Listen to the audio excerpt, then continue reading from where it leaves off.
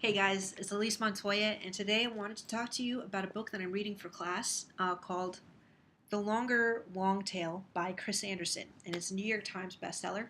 It is an amazing book, and I think that if you are a independent creator, and this doesn't mean just writers, it could be or musicians, it could just be independent sellers, it could be independent book binders, it can be independent anything anything. If you're an independent creator and you're out there just selling and distributing your own work, or maybe just engaging in a smaller audience, a smaller market, then this book is for you. It talks about the power of the long tail, which is, in a nutshell, basically when on a graph you'll see a spike for hits or popular items to niche, which are less popular items, but that on their own, like when you take them as a collective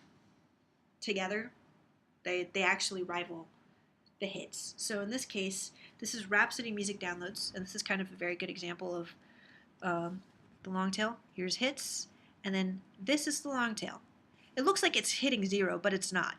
Those sales, those are still sales. And in the case of Rhapsody, because they don't have to pay for shelf space, they actually do make a profit off of this because when you take the long tail as a whole, add all of that up, and then compare it to that small percentage of hit songs, the sales are actually comparative. You know, the long tail actually competes with hits, not on an individual basis, mind you. That's not what I'm saying, but that's basically the long tail and what that is. And here's some little quotes that I thought were pretty good. Um, if the 20th century entertainment industry was about hits, the 21st will be equally about niches. Many of our assumptions about popular taste are actually artifacts of poor supply and demand matching, a market response to inefficient distribution.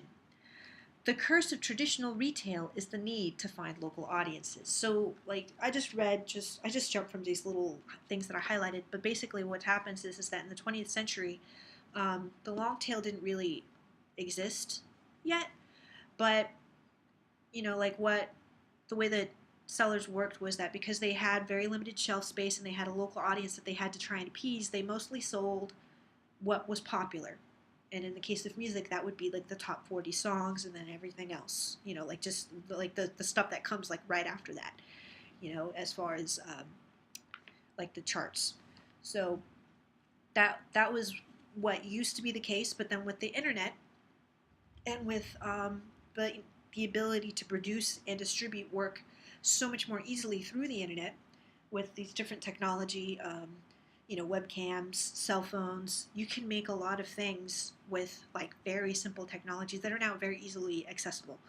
So, this since that has become the case, we started to see this phenomenon called the long tail, which Chris Anderson is talking about in this entire book. What I found to be very striking so far was his discussion about the reputation economy, and I'm going to read the first part. Why do they do it? Why does anyone create something of value, from an encyclopedia entry to an astronomical observation, without a business plan or even the prospect of a paycheck? The question is a key one to understanding the long tail, partly because so much of what populates the curve does not start with commercial gain, or aim, sorry. More important, this question matters because it represents yet another example of where our presumptions about markets must be rethought. The motives to create are not the same in the head as they are in the tail. And again, he's referring to the graph. One economic model doesn't fit all. You can think of the long tail starting as a traditional monetary economy at the head and ending in a non-monetary economy in the tail. In between the two, it's a mixture of both. So basically, he kind of starts talking about how in the head, mass markets and, basically business connections, like those are what end up really controlling the content there.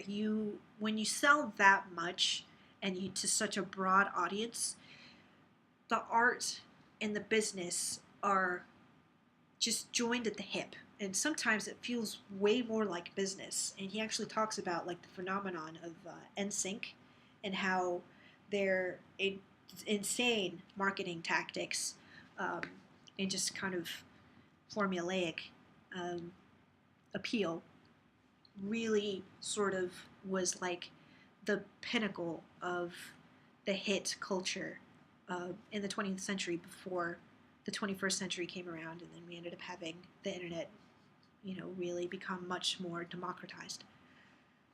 So I have some more little things that are highlighted, so I'm going to be jumping from theirs.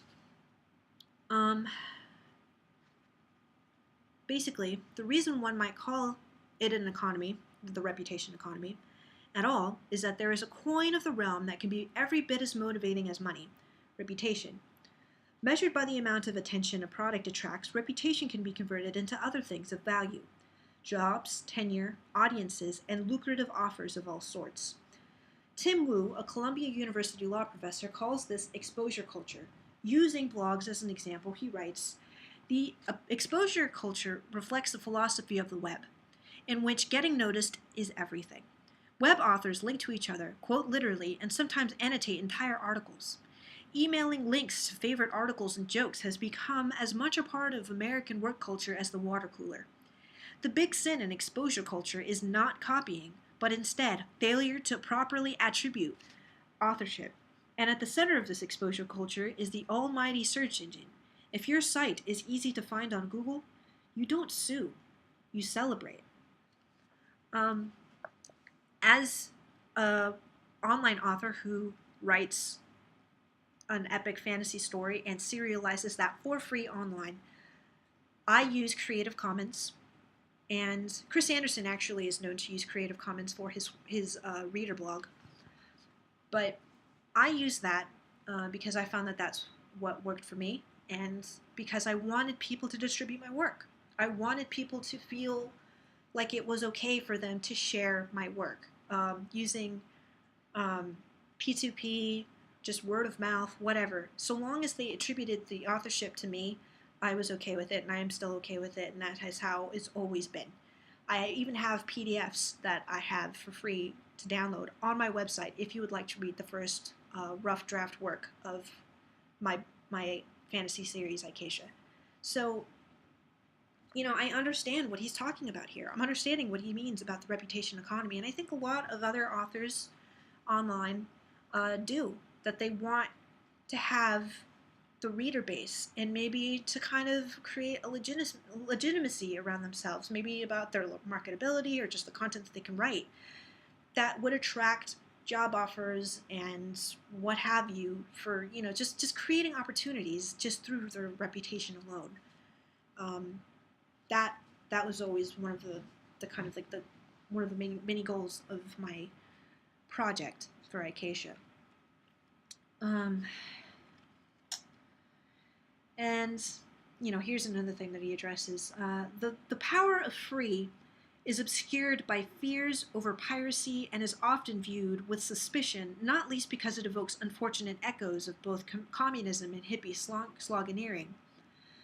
I find it really unfortunate that a lot of authors will kind of look at, Creative Commons as just kind of like a joke. And I took a class last month, it was last month, about the creative writing market and how copyright is very important. And I do recognize it's very important, and that, a lot of the work that I do, I think I will be doing outside of Eikasia, it probably will be copyrighted before I ever let anybody see it.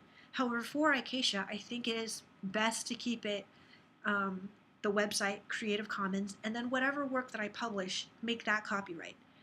That has pretty much been my goal. For the last year, I kind of oscillated a little bit about whether or not to have the actual final product become copyright or Creative Commons, and I decided that I wanted to copyright it because I figured after, poking and prodding it for years that it would be, by that point, done and then I could copyright that particular version. Because the thing is about copyright is that you can't copyright ideas. You have to copyright like a manuscript or something like that. So that was always kind of my intention. And I mean, anyways, any idea that you come up with as far as created work is yours. It's copyright immediately upon creation. It's just proving it in court. But there's a lot of documentation of Eikasia online, and especially under my name. So I don't think if for some reason somebody tried to make a profit off of that or copyright it without, like my knowledge, then, I can argue that in court. So that's kind of my feelings currently about my work, is that I feel that it really fits into the long tail, and it really functions. It's like the as far as its goals go, it is perfect for the reputation economy. That is exactly what I want. The entire point of having Eikasia out was so that I can write my work. It was about writing the story and getting the readers and having that motivation to just keep writing. And then people will find out who I am. And then as I start putting out other works, finally, they'll go like, I remember this chick. This is the chick who wrote the story that I liked, and she tends to write stories of this nature, and I think I want to give her a try. So this is the longer long tail. This is an incredible book. It's a lot to think on. It's a lot to chew, and I recommend it for everybody, especially if you're an independent creator who is either trying to get out of the long tail, or maybe you are happy in the long tail. I think a lot of creators are very content with having their niches, and the thing is, it's just trying to understand who your audience is and what it is that you want out of the project. Because I mean, it's if you're trying to create content just to make money, I mean, it is possible to make a profit off of the long tail, but a lot of it's a labor of love. A lot of it is just creating stuff that you love. And in my case, I love writing, and I love the Eikasia web series. So that's why it's worked for me. I mean, I haven't even been in the hit culture. I mean, it doesn't exist anymore, but I haven't been I haven't listened to top 40s. I don't watch cable. I don't even play most of the really mainstream games that much anymore. I think I've only gotten a few. I don't read pretty much almost any of the bestseller books. I don't like them. So I thrive in the long tail.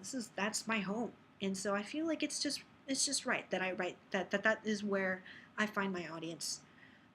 If you guys are writers or creators or artists or musicians or whatever else it is that would apply to this, I've seen Chris Anderson use an example for terrorism and how the long tail applies to terrorism.